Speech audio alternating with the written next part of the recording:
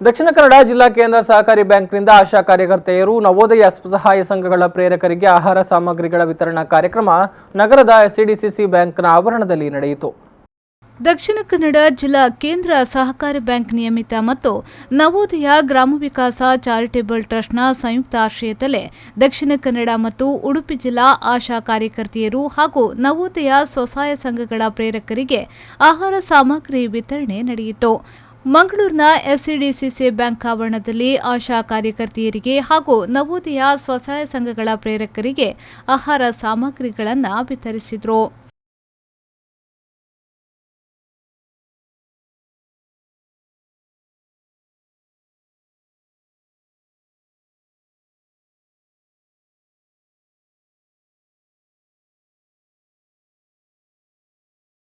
ಈ ಸಂದರ್ಭ ಮಾತನಾಡಿದ ಸಚಿವ ಕೋಟಾ ಶ್ರೀನಿವಾಸ್ ಪೂಜಾರಿ ಅವರು, ಸಂಕಷ್ಟದಲ್ಲಿದ್ದವರಿಗೆ ಎಸ್ಸಿಡಿಸಿಸಿ ಬ್ಯಾಂಕ್ನವರು ಆರ್ಥಿಕ ಸಹಾಯವನ್ನ ನೀಡುತ್ತಿದ್ದಾರೆ. Doctor M.N.. ರಾಜೇಂದ್ರ ಕುಮಾರ್ ಅವರು ಆಶಾ ಕಾರ್ಯಕರ್ತರಿಗೆ, ನವೋದಯ ಸ್ವಸಹಾಯ ಸಂಘದ ಸದಸ್ಯರಿಗೆ ಸಹಾಯವನ್ನ ಮಾಡ್ತಾ ಇರುವುದು ಶ್ಲಾಘನೀಯ ಎಂದು ಹೇಳಿದರು.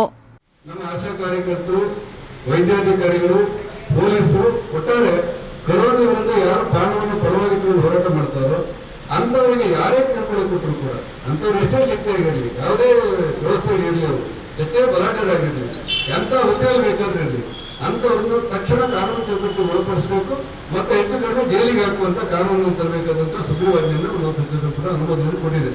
ಇದರ ಅರ್ಥ ಏನು ಅಂತ ಹೇಳಿದ್ರೆ, ನೀವ್ಯಾರು ನಿಮ್ಮ ಬದುಕನ್ನು ಪಣವಾಗಿಟ್ಟುಕೊಂಡು ಯಾರ ಮನೆ ಹೋಗ್ತೀರಿ, ಅಲ್ಲಿ ಯಾರಾದ್ರೂ ನಿಮಗೆ ತೊಂದರೆ ಕೊಟ್ಟರೆ ಆಶಾ ಕಾರ್ಯಕರ್ತರಿಗೆ, ನಮ್ಮ ಪೊಲೀಸರಿಗೆ, ನಮ್ಮ ವೈದ್ಯಾಧಿಕಾರಿಗಳಿಗೆ ಯಾರೇ ತೊಂದರೆ ಕೊಟ್ಟರು ಕೂಡ ಸಹಿಸುವಂತ ವ್ಯವಸ್ಥೆಗಳು ಇಲ್ಲ ಅನ್ನೋದನ್ನು ಕರ್ನಾಟಕ ಸರ್ಕಾರ ಸ್ಪಷ್ಟ ಮಾಡಿದೆ.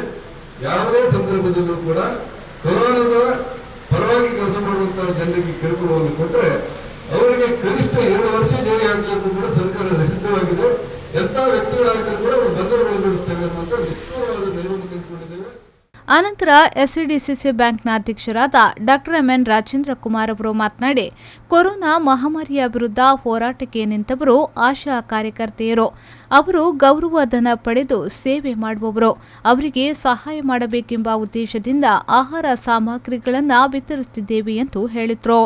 ಇವತ್ತು ಅತಿ ಹೆಚ್ಚು ಕೋವಿಡ್-19 ವಿರುದ್ಧ ಹೋರಾಡೋರಿದ್ರೆ ಅದು ಆಶಾ ಕಾರ್ಯಕರ್ತರು ಅನ್ನುವಂಥದ್ದು ನಮಗೆಲ್ಲ ಹೇಳಿಕೆ ಹೆಮ್ಮೆ ಆಗ್ತದೆ. ಆದ್ದರಿಂದ ಇವತ್ತು ನಾವು ಈ ಕಾರ್ಯಕ್ರಮ ಏರ್ಪಡಿಸಿದ ಯಾಕೆ ಹೇಳಿದ್ರೆ, ಇದನ್ನು ಕಂಡು ಇನ್ನೂ ಕೊಡುವವರು ಕೊಡಬೇಕು.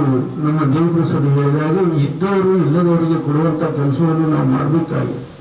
ಹಾಗೆ ಅಂತೇಳಿ ಅವರಿಗೆ ಗೌರವಧನಕ್ಕೆ ಈ ಕಿಟ್ಟಿನೊಂದಿಗೆ ಇವತ್ತು ಎಲ್ಲರಿಗೂ 2 ಜಿಲ್ಲೆಯ ಇವರಿಗೆ ಕಿಟ್ ಕೊಡ್ತೇವೆ. ನಮ್ಮ ನವೋದಯ ಮಂತ್ರಿನ ಪ್ರೇರಕರಿಗೂ ಕೊಡ್ತೇವೆ. ಇವರಿಗೆ ಈ ಕಿಟ್ಟಿನ ಜೊತೆಯಾಗಿ 1,000 ರೂಪಾಯಿ ನಗದು ಕೊಡುವಂಥ ಕೆಲಸವನ್ನು ಕೂಡ ನಾವು ಮಾಡ್ತಾ ಇದ್ದೇವೆ. ನಾನು ನಮ್ಮ ನಳಿನ್ ಕುಮಾರ್ ಅವರಿಗೆ ಹೇಳಿದೆ, ಸಹಕಾರಿ ಕ್ಷೇತ್ರದಿಂದ ಇವಾಗಲೇ ಸುಮಾರು 80 ಕೋಟಿಯಷ್ಟು ಹಣವನ್ನು ನಾವು ಮುಖ್ಯಮಂತ್ರಿಗಳ ನಿಧಿಗೆ ಕೊಟ್ಟಿದ್ದೇವೆ. ನನ್ನ ಲೆಕ್ಕ ಪ್ರಕಾರ ನಾವು ನಮ್ಮ ಲಾಭಾಂಶದಲ್ಲಿ 2% ಶಿಕ್ಷಣ ನಿಧಿಗೆ ಕೊಡ್ತೇವೆ. ಈ ಸಂದರ್ಭ ಸಂಸದ ನಳಿನ್ ಕುಮಾರ್ ಕಟೀಲ್, ಶಾಸಕ ಭರತ್ ಶೆಟ್ಟಿ, ಮಂಗಳೂರು ಮಹಾನಗರ ಪಾಲಿಕೆಯ ಮೇಯರ್ ದಿವಾಕರ್, ವಿಧಾನ ಪರಿಷತ್ನ ಸದಸ್ಯರಾದ ಐವಾನ್ ಡಿಸೋಸಾ, ಬೆಳಪು ದೇವಪ್ರಸಾದ್ ಶೆಟ್ಟಿ ಸೇರಿದಂತೆ ಎಸ್ಸಿಡಿಸಿಸಿ ಬ್ಯಾಂಕ್ನ ನಿರ್ದೇಶಕರುಗಳು ಉಪಸ್ಥಿತರಿದ್ದರು.